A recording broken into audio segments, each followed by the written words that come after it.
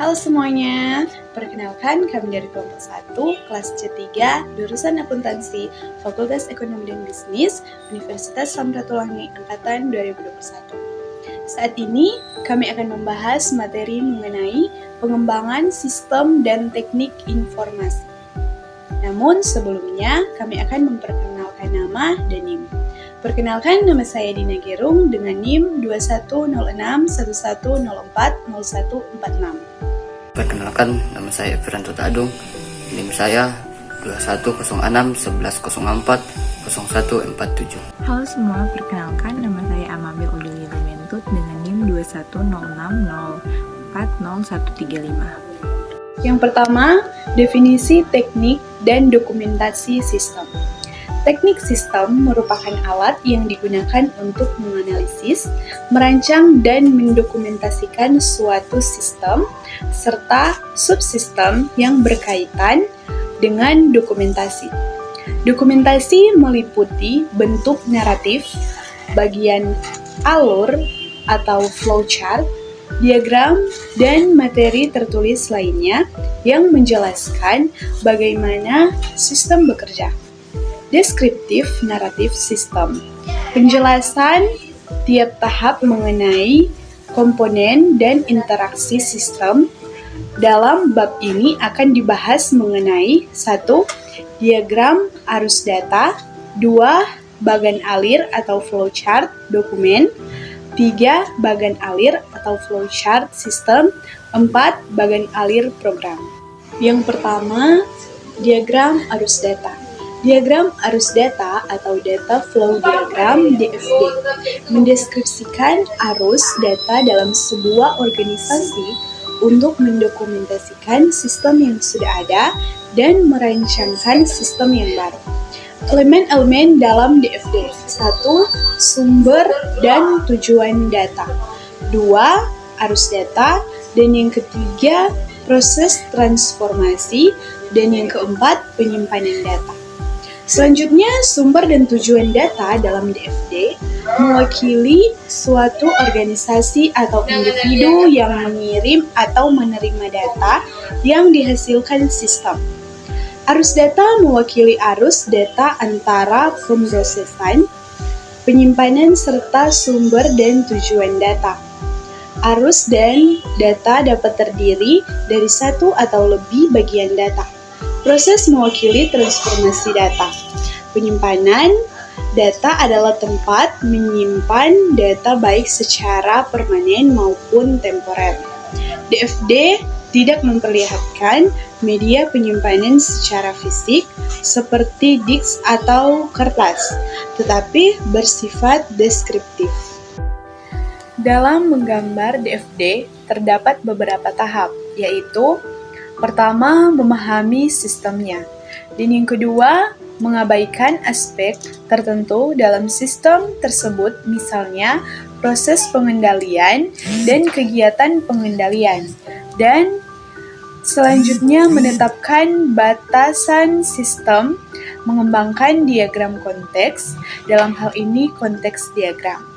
Dan selanjutnya, mengidentifikasi seluruh arus data yang masuk atau keluar dari batasan sistem termasuk asal data dan susunan akhirnya. Selanjutnya, mengelompokkan arus data mana yang terdiri dari satu atau lebih bagian data. Dan selanjutnya, mengidentifikasi proses transformasi dan mengelompokkan proses transformasi, mengidentifikasi seluruh file atau penyimpanan data. Kemudian mengidentifikasi seluruh sumber dan tujuan data. Dan selanjutnya memberi nama seluruh elemen DFD, membagi DFD dalam subdivi,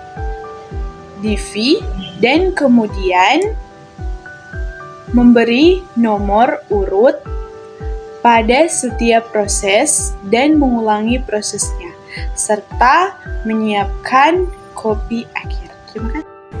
Di slide selanjutnya menggambarkan serta menjelaskan mengenai basic simbol dari DFD. Yang pertama ada simbol external entity yang merupakan kesatuan di luar lingkungan sistem yang bisa berupa orang, organisasi, ataupun sistem lain. Yang kedua ada simbol proses, merupakan proses seperti perhitungan aritmetik, penulisan suatu formula, atau pembuatan laporan.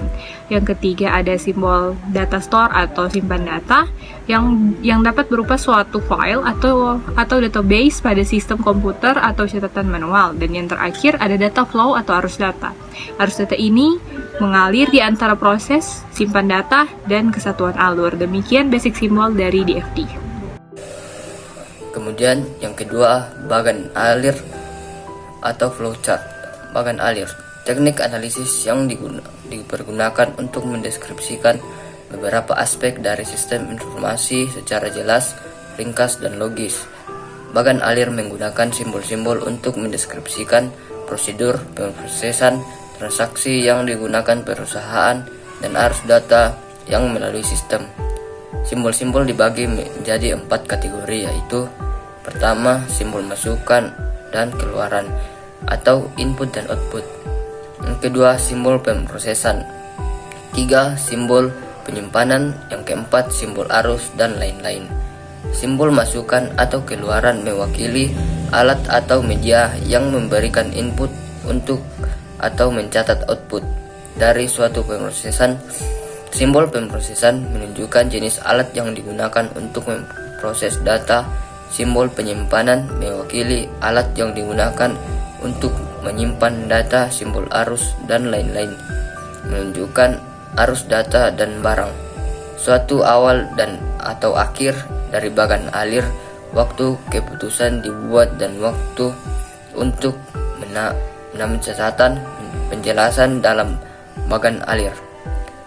Bagan alir terdiri dari 3 macam, yaitu yang pertama, bagan alir dokumen, kedua, bagan alir sistem, yang ketiga, bagan alir program. Kemudian yang ketiga, bagan alir dokumen. Bagan alir dokumen mendeskripsikan arus dokumen dan informasi di antara bidang tanggung jawab dalam suatu organisasi yang berguna untuk menganalisis kecukupan prosedur pengendalian di dalam suatu sistem, seperti pemeriksaan internal dan pemisahan fungsi. Bagan alir pengendalian internal mendeskripsikan dan mengevaluasi pengendara internal. Keempat, bagan alir sistem dan bagan alir program. Bagan alir sistem menunjukkan hubungan antara input, pemrosesan, dan output dari sistem informasi akuntansi. Bagan alir program menunjukkan urutan proses logis yang dilaksanakan oleh komputer dalam menjalankan sebuah program. Hubungan antara bagan alir dan program adalah bagan alir program mendeskripsikan secara logis sebuah proses yang diperlihatkan dalam sebuah bagan alir sistem. Diagram input proses output atau IPO dan diagram hierarki input proses output atau HIPO. Diagram IPO dan HIPO digunakan oleh pengembangan sistem informasi untuk membedakan level rincian pemrosesan sistem yang digambarkan dalam flowchart. Diagram IPO merupakan diagram yang menguraikan aktivitas pemrosesan sudah digambarkan dalam diagram IPO. Diagram IPO berfungsi untuk menganalisis keseluruhan informasi yang dibutuhkan dalam sebuah sistem akuntansi perusahaan. Informasi yang akan dijelaskan dalam diagram IPO, informasi saja yang dibutuhkan oleh IPO, siapa yang membuat atau menganalisis sistem tersebut, dan proses nomor beberapa yang diuraikan atau dijelaskan. Proses prosedur apa yang dijelaskan dalam IPO, deskripsi kegiatan yang dijelaskan dalam IPO, tanggal pembuatan diagram IPO, output informasi yang dihasilkan dalam diagram IPO.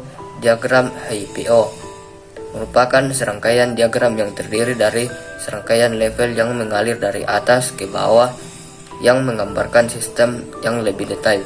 Diagram HIPO dirancang sebagai alat bantu dan alat dokumentasi yang digunakan untuk mengidentifikasikan apa yang harus dilakukan untuk menyelesaikan suatu masalah atau problem. Selain itu, diagram ini juga digunakan untuk menguraikan keseluruhan pemrosesan transaksi yang terdiri dalam aktivitas perusahaan. Kita masuk pada materi selanjutnya, yaitu membahas mengenai kegunaan teknik dokumentasi sistem. Nah, ada dua pendekatan yang digunakan. Yang pertama yaitu pendekatan konvensional, dan yang kedua pendekatan terstruktur modern. Kita masuk pada pengembangan sistem dengan pendekatan konvensional.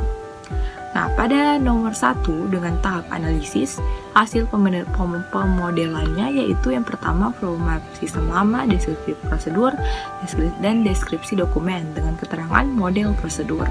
Yang kedua ada tahap perancangan, di mana flow pada hasil pemodelannya yaitu yang pertama flow map sistem baru, deskripsi prosedur, deskripsi dokumen pada prosedur yang baru, ada general system flowchart. Yang selanjutnya ada deskripsi program dan deskripsi file data dengan keterangan perancangan mikro.